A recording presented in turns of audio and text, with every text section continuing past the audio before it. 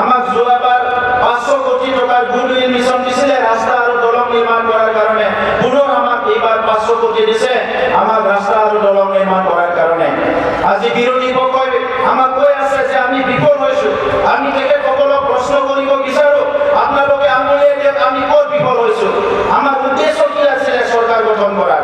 আমাৰ চৰকাৰ গঠন কৰাৰ যি উদ্দেশ্য আছিলে শান্তি, নিৰাপত্তা আৰু সমন্বয়, ইয়াত আমি 100% সফল হৈছো। যদি উন্নয়নৰ কথা ক'ব বিচাৰে, আপোনালোকে 70 বছৰ চান্স পাইছিলে, কিয় ৰাস্তা, দলং, স্কুল, কলেজ নিৰ্মাণ নকৰিলে? কিন্তু আমাৰ দিনত আজি আমি বহুতখিনি ৰাস্তা, দলং, স্কুল, কলেজ নিৰ্মাণ কৰা হৈ গ'ল।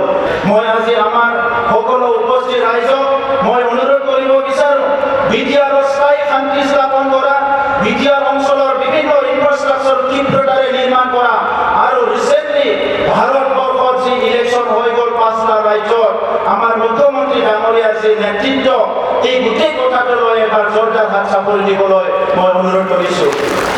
আমি সকলো গৌৰৱান্বিত হৈছোঁ। প্ৰথমবাৰ আমাৰ অসমৰ মুখ্যমন্ত্ৰী ডাঙৰীয়া সৰ্বভাৰতত প্ৰচাৰ কৰিবলৈ গৈছে আৰু সেই ফলাফল আমি দেখিবলৈ পাই অসমৰ প্ৰত্যেকজন নাগৰিক, বিটিআৰ অঞ্চলৰ প্ৰত্যেকজন নাগৰিকে আমি গৌৰৱ অনুভৱ কৰিছোঁ যে এতিয়া আমাৰ অসম আৰু কোনোদিন পিছ পৰি নাথাকে। বিটিআৰ অঞ্চলত মিটিং কৰিবলৈ জাগা নাছিলে, কিন্তু এছঅ'পিডিৰ টকা মুখ্যমন্ত্ৰী ডাঙৰীয়াই যিটো দিছে, এই এছঅ'পিডি ইনফ্ৰাষ্ট্ৰাকচাৰ ডেভেলপমেণ্টৰ দ্বাৰা আমি 40টা সমষ্টিত 1 কোটি খৰচ কৰি একেবাৰতে 40টা অডিটৰিয়াম নিৰ্মাণ কৰিবলৈ গৈ আছো। আমাৰ যিটো 6 ফাইনেন্সৰ পইচা পাইছে, এই 6 ফাইনেন্সৰ পইচা দি ইতিমধ্যে আমাৰ যিটো আছে ডিচিডিচি নিৰ্মাণ কৰা হ'ল আৰু 420টা নলেজ চেণ্টাৰ আমি নিৰ্মাণ কৰিবলৈ গৈ আছো।